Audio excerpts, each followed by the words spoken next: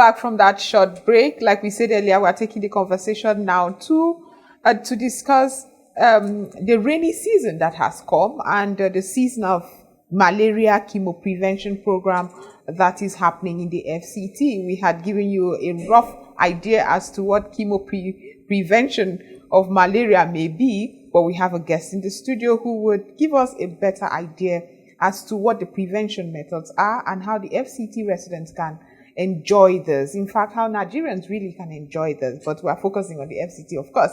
And to discuss all of this in the studio is Mr. Aliyu Guraguri. I hope I got that right. He's the Zonal Project Manager, FCT Malaria Consortium. Thank you for being part of the program, and I hope I got your name right. Yes, you tried. Okay. Thanks for having me. Yeah. Welcome to the studio. Thank you so much for having me. Yes. Good. Yeah. So we're talking about malaria prevention, chemo. The first chemo I already know is chemotherapy. Then I now know that there's chemo prevention. And I'm like, okay, this is a new word. Absolutely, yes. Good. Yeah. The FCTA, that's the Federal Capital Territory Administration, just actually joined this malaria prevention, chemo prevention intervention just last year, 2022. Yes. And then they've announced it on Thursday that they're partnering with your NGO, which is the FCT Malaria Consortium. What exactly do we mean when we're talking about malaria eradication by using this chemo preventive measures? Yes. Okay, thank you so much for the opportunity. Just like you mentioned, last year our organization signed an MOU with the FCT Association to implement the seasonal malaria chemo prevention in the FCT. And the intervention is among the series of interventions that are used to fight against malaria. There's the LLI campaign that is done. There's also environmental control of the spread of the malaria infection in the society. So chemo prevention is actually use of malaria prevention drugs, especially in high vulnerability population, children below the age of 5, to prevent incidences of malaria, especially during the high peak transmission period of rainy season, which is usually June to October. In the FCT, that's the rainy season pattern. Right. There are some states like Sokoto and Kebbi where the period is just 4 months between July and October. But FCT and Nasarawa and some other states in the north central, based on the nature of their rain pattern, used to be 5 years. So it involves administering the sulfadoxine, pyrimethamine, also amodiaquine to children in the interval of 28 days for the 5 months period. Okay. That's the period we call a round. And it means that the administered drugs gives them some sort of prevention during the interval to ensure that there's no incidence of malaria in those vulnerable population. Now, talking about drugs and then giving people and intervening, Nigerians are not so heavy when they get free drugs. Either they don't trust the government or they don't trust the process. And if you're looking at the statistics, for last year, FCTA recorded 60% success, which is way below the standard for the WHO, World Health Organization, which is supposed to be 80%. So what exactly, in conjunction with AMAC, in conjunction with FCTA, and of course, Malaria Consortium, what are you doing to see that we can get to that 80% prevention and then reduce the malaria rates in children at this? Yeah, thank you so much for that. Just like you mentioned, the plan actually last year was to reach 1,074,000 children, 691 children in the FCT, but unfortunately, we couldn't get the minimum of 80% coverage based on WHO recommendation, was somewhere around 66%. And this year, we said we really need to hit the target. So that was why we were able to document the lessons learned last year together with the AMAC Area Council, where we had 54.2% of the entire target of children. That's the other side in AMAC. So we have worked with the AMAC Area Council, also FCT administration, to try to be a little more innovative based on the peculiarity of AMAC Area Council. We have been able to enumerate all the gated housing estates that are difficult to reach. Working with the estate chairman. Because due to security situation in Nigeria, now everybody is afraid of a strange person. So that was why we engaged through the Department of Mass Housing at the FCDA, worked with also the National Population Commission, also with AMAC Area Council to identify all the gated estates that are within Amak especially. We have been able to so far enumerate, I think, 632 housing estates, and then also enumerated barracks or military and also paramilitary. Yeah, I heard that was also absolutely, a yes. for people getting access So these are some of the strategies that we are using to ensure improved coverage. Because whatever we do in other 5 area councils will not be able to hit the target until we get it right in Amak area council. Because yes, that's like I mentioned, we have been able to reach over 80% across all the 5 other area councils, Buhari, Gwagwalada, Kuje, Kwali, and also Abaji. But where we had issues, we just, I think, barely 45.2% of coverage last year in Amak, and that's where we have a chunk of children that are there. So these are some of the strategies that we are using, also engaging the media to ensure that the message is passed across. Well, I was going to ask about that. Absolutely, yes. Until today, until this, I had to do the research for this program. Yes. I'd never heard, did you hear, that we had a seasonal malaria chemoprevention program? I never knew about that. So that means how much awareness, how much advocacy, how much poly do you have with the media, whether it's in local languages that the people understand, the radio, television, how much are you sending out this message so that when you even get to those spaces, the residents are aware and they're in a hurry or they have the hunger to receive Absolutely, yes. Just like last week, we've had a media party with various media practitioners. We imparted and gave them the hints about the Malaria Consortium's memorandum of understanding with the FCT administration. Also, a plan to implement for the second time the seasonal malaria chemoprevention. And thankfully, majority of them actually participated, and I've seen everywhere the news is out there that yes, FCT Association is coming up for the second time with the intervention, and there's need for community leaders, religious leaders, members of our FCT residents to ensure that there actually acceptance of the services from our personnel that are going house to house to give these drugs to the children. For the first day, they will do directly observed treatment, and then the second and the third day, they will give it to the parents or caregivers to ensure that they actually give the drugs to the children on the second and also the third day. Like close to 10,000 personnel have been trained that are going to nooks and crannies of FCT to issue out these drugs to eligible children that are between 30 to 59 months. Okay.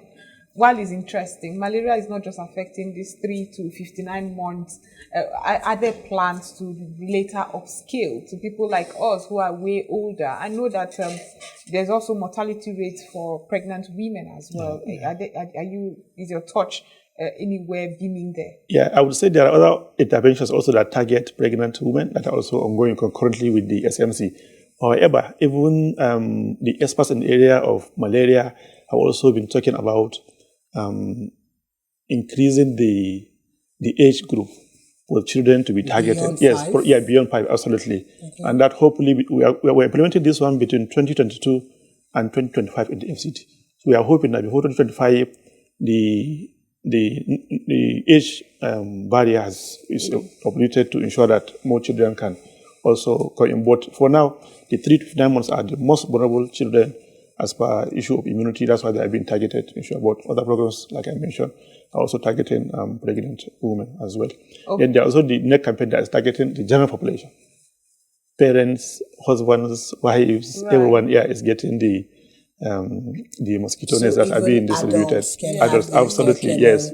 No, I just wanted to know, these drugs, are they supposed to be taken intermittently within the year, or is it once? Yes, so how is it? So actually the SMC is implemented in cycles. Right. Like I mentioned, it starts in June, and then we do in July, August, September, October. Oh, wow. So in the interval, interval of 28 days. Yes, that's how the SMC is being implemented. And the essence is to ensure that the children are given cover, the protection that they need during this high transmission period, during the rainy season where mosquito breeding is very high, and then incidence of malaria is also very high during the rainy season.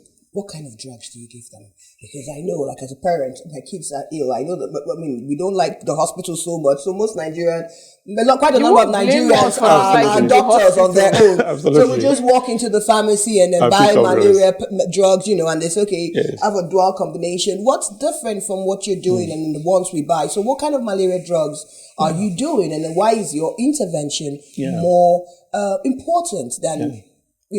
of course, prevention is better than treatment, which is what you're trying to do, the preventive. But what kind of drugs are you? So in the first instance, the malaria prevention drug that we are distributing is meant for prevention, not treatment. Okay. So even at the community, when personnel get to the family units, different households, the first thing is to use the eligibility criteria to ensure that before giving the child, it's established that the child is not sick. Okay. Because it's not meant for treating already available incidents. Okay. It's meant to provide prevention. Yeah. So when they do the criteria, there's no any symptoms of malaria, that's when the drug is given. Okay. But when there are symptoms of either fever or anything, the first thing is to refer that child to a health facility where the child is tested to rule out malaria before giving out the incident. So secondly, the SPAC, the drug that's distributed, is still not in the market. It's just used for the prevention. It is sulfadoxine, pyrimethamine, and also amodiaquine. So you can be sure. You can be sure we won't remember that. I don't know if you can try. Yeah. So it's the one that's used for the prevention. It's a prevention drug. It's not meant to be given for treatment. So that's why I said part of the eligibility criteria is to ensure that symptoms of fever is ruled out before administering the drug to the children. So it's still not yet in the market. But in some instances, drugs like this that are provided for free to the society, some bad elements might try to get them sold out there, but that's not allowed. So please, we are using this opportunity to talk to the FCT resident that anywhere they have seen SPAC, sulfadoxine, pyrimethamine, and amodiaquine, is meant to be given to the children. So how would they identify it? Is it written there, SPAC, on the packets? How will we know? Yes, it's written. Because you're the one calling these names. I can't even pronounce Absolutely, yes. Absolutely, yes. Yeah. So the pack and also the label, it's colored, one of them is colored lemon, and the other one is also colored red. I wish I have some samples for us to actually see. But during subsequent meetings, media palace will be showing how this is so that, it's circulated on mainstream, also social media for people to see. We're also working with the FCT PHC department. Okay, the primary care and also the pharmacy department. They have a task force that used to ensure that drugs that are meant to be given to residents of FCT for free are actually distributed for free. So they go around pharmaceutical chemists, pharmacists, and any private sector to check and ensure that the drugs that are meant to be free for people are not. I've never seen a free drug in a pharmacy. Have you? No, there are instances where free drugs are actually being sold by some bad elements. Oh, yes, I know. Even malaria nets, when they give malaria nets free, you see people that will come Especially out. on the road, they will not be, ironically, you will see it written there to be distributed not free. To be sold. Absolutely. Someone use it to catch fish. They'll be selling to people that... that's so sad. That's a fisherman. Absolutely, yes. Oh, my God, there's nothing Yes, here. and it amounts to a lot of ignorance. Talking about ignorance now, have you found, when you go to the rural areas, because I know we've talked about urban places where we use AMAC, and then we said you have issues about gated entrances, the barracks and things like that. What's the reception like with your team when they go to disperse in the rural area? I'm asking this because, of course, we know that education sometimes plays, the level of education people have plays a role in the exposure or understanding they have of certain things. So when you go to the grassroots, those, poorest of the poor people, the people that actually do need those preventions because they maybe can't really afford, a cure. Yeah. What's the reception like? Are they excited about it? Do they trust it? Do they follow the regime? And who disburses these drugs? Are they medical personnel? Is it pharmacies? Or if volunteers, if I can say I want to volunteer and join. So how is it? What's the story? Yeah. Thank you so much for that. The rural communities majority have a structure that is always easy to deal with compared with the urban settings. Yeah, community members, religious leaders are usually recognized in our rural communities. Okay. So anytime interventions like this come up, the most reasonable thing is for the implementers to go through the existing structures. Okay. Because in the past, there are so many programs that have been implemented. So it's better to just leverage on the existing structures and implement programs. So usually the intervention is managed from the facility, that is health facility, where the coordination, the recruitment of the personnel, some of the responsibilities are actually done by health facility workers, supervision, allocating of the drugs and everything. But at the community level, the distribution is done usually by community members.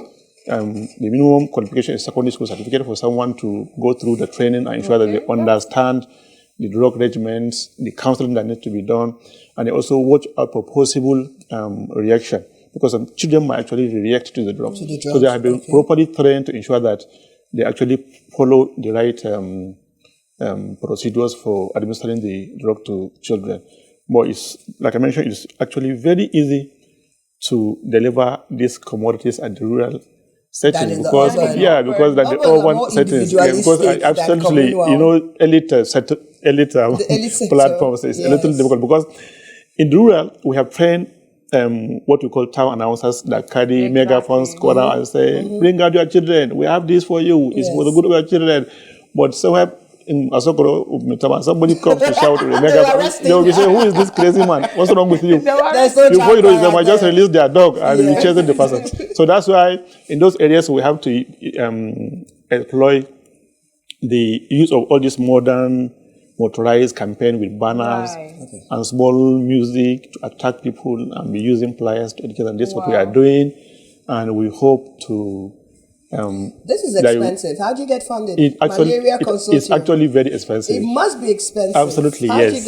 How do you get funding? Usually, interventions like this are mostly funded by international donors. This one is done by philanthropic funding. We're implementing in 9 states. So these are and the implementation of the SMC in urban has never been done elsewhere in the world. This is the first time that the SMC intervention is targeting the urban setting, like the FCT and also AMAC Area Council. So all the malaria program implementers around the world are waiting to see what happens in FCT. That's why we too, we are serious and we are committed and we are proud of what we are doing, and we are trying by all means to ensure that we succeed in FCT. We have a second to go, but when is it going to start? When should people expect you at their doors? The first cycle has already started. Okay, on Thursday. Yes, absolutely. It. No, we started on Friday. Okay. This logistic. We started on Friday, and we are finishing tomorrow, Tuesday. That's when the first cycle is finishing. It's complete. Unfortunately, there's so many questions, but we've run out of time. But we're going to invite you again, and then we have a very important, this is a very important conversation. Absolutely, so we need to hear more, and then the media would like to partner. Maybe we can get some of the consortium's grants into the studio. But it's been lovely talking to you. We've been speaking with Mr. Aliyu Guraguri. He's the Zonal Project Manager, FCT Malaria Consortium. Many thanks for being on ASO. Thank you so much. Thank you so much for having me. I'm grateful.